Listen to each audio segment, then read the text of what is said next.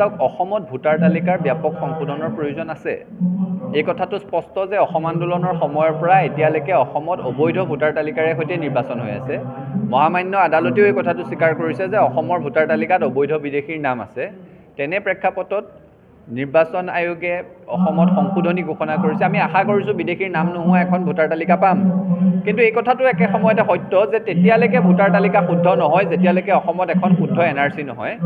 আৰু যেতিয়া এখন বিদেশীৰ নাম নথকা শুদ্ধ NRCৰ আধাৰত শুদ্ধ ভোটাৰ তালিকা হ'ব, তেতিয়াহে সঁচা অৰ্থত নিৰ্বাচনটো স্বচ্ছ হ'ব, তেতিয়াহে শুদ্ধ ভোটাৰ তালিকাৰ আধাৰত নিৰ্বাচন হৈছে বুলি আমি ক'ব পাৰিম।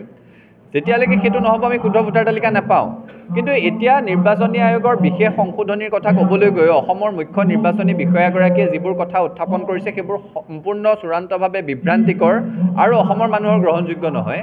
তেওঁ কৈছে যে বহিঃৰাজ্যৰ পৰা দুদিন পূৰ্বে অহা কোনোবা এগৰাকী ব্যক্তিও তাত নাম সন্নিৱিষ্ট কৰিব পাৰিব। এইটো কি আচৰিত কথা? মানে কি ধৰণে পাৰিব? তেওঁ পূৰ্বতে য'ত ভোটদান কৰিছিল তাৰ পৰা তেওঁৰ নাম কৰ্তন হ'ব লাগিব নালাগে, সেই কথাটো স্পষ্ট হ'ব লাগিব। কাৰণ যাৰে মন যায় যেতিয়াই মন যায় সেইটো ভোট দিব নোৱাৰিব। দুদিনৰ কাৰণে, এসপ্তাহৰ কাৰণে, 15 দিনৰ কাৰণে অসমলৈ ফুৰিবলৈ আহি কোনোবাই নিৰ্বাচনত ভোট দি যাব পাৰিব নেকি? তেওঁ পূৰ্বতে য'ত ভোট দিছিল তাত ভোটাৰ তালিকাত নাম কৰ্তন হ'ব লাগিব। আৰু অসমত যদি তেওঁ স্থায়ীভাৱে বা দীঘলীয়া সময়ৰ বাবে থাকিব বিচাৰে তেওঁ ইয়াত ভোট দিয়ক যদি বৈধ ভাৰতীয় নাগৰিক হয়। কিন্তু ইয়াতো ভোট দিব আৰু কিছুদিন পিছত বেলেগ এখন ৰাজ্যত নিৰ্বাচন হ'লে আকৌ তাতো গৈ ভোট দিব পাৰিব নেকি? এই কথাবোৰৰ স্পষ্টতা লাগিব। অসমৰ দৰে এখন জেগা য'ত 860গৰাকীকৈ শ্বহীদ হৈছিল অসম আন্দোলনত, অসম আন্দোলনৰ ৰূপমুকনি আছিলে অবৈধ ভোটাৰ তালিকাৰ কাৰণে। গতিকে তেনে এখন স্পৰ্শকাতৰ ৰাজ্যত বক্তব্য ৰাখোঁতে সংবেদনশীল হ'বৰ কাৰণে মুখ্য নিৰ্বাচনী বিষয়াগৰাকীক সকীয়াই দিছোঁ আৰু ৰাইজক সংশয়ৰ মাজলৈ ঠেলি দিয়া এনে বিভ্ৰান্তিকৰ মন্তব্যৰ স্পষ্ট ব্যাখ্যা দাঙি ধৰিবৰ কাৰণে তেওঁক দাবী জনাইছোঁ। চাওক অসমত ভোটাৰ তালিকাৰ ব্যাপক সংশোধনৰ প্ৰয়োজন আছে। এই কথাটো স্পষ্ট যে অসম আন্দোলনৰ সময়ৰ পৰা এতিয়ালৈকে অসমত অবৈধ ভোটাৰ তালিকাৰে সৈতে নিৰ্বাচন হৈ আছে। মহামান্য আদালতেও এই কথাটো স্বীকাৰ কৰিছে যে অসমৰ ভোটাৰ তালিকাত অবৈধ বিদেশীৰ নাম আছে। তেনে প্ৰেক্ষাপটত নিৰ্বাচন আয়োগে অসমত সংশোধনী ঘোষণা কৰিছে। আমি আশা কৰিছোঁ বিদেশীৰ নাম নোহোৱা এখন ভোটাৰ তালিকা পাম। কিন্তু এই কথাটো একে সময়তে সত্য যে তেতিয়ালৈকে ভোটাৰ তালিকা শুদ্ধ নহয় যেতিয়ালৈকে অসমত এখন শুদ্ধ NRC নহয়। আৰু যেতিয়া এখন বিদেশীৰ নাম নথকা শুদ্ধ NRCৰ আধাৰত শুদ্ধ ভোটাৰ তালিকা হ'ব, তেতিয়াহে সঁচা অৰ্থত নিৰ্বাচনটো স্বচ্ছ হ'ব, তেতিয়াহে শুদ্ধ ভোটাৰ তালিকাৰ আধাৰত নিৰ্বাচন হৈছে বুলি আমি ক'ব পাৰিম। যেতিয়ালৈকে সেইটো নহ'ব আমি শুদ্ধ ভোটাৰ তালিকা নাপাওঁ। কিন্তু এতিয়া নিৰ্বাচনী আয়োগৰ বিশেষ সংশোধনীৰ কথা ক'বলৈ গৈ অসমৰ মুখ্য নিৰ্বাচনী বিষয়াগৰাকীয়ে যিবোৰ কথা উত্থাপন কৰিছে সেইবোৰ সম্পূৰ্ণ চূড়ান্তভাৱে বিভ্ৰান্তিকৰ আৰু অসমৰ মানুহৰ গ্ৰহণযোগ্য নহয়।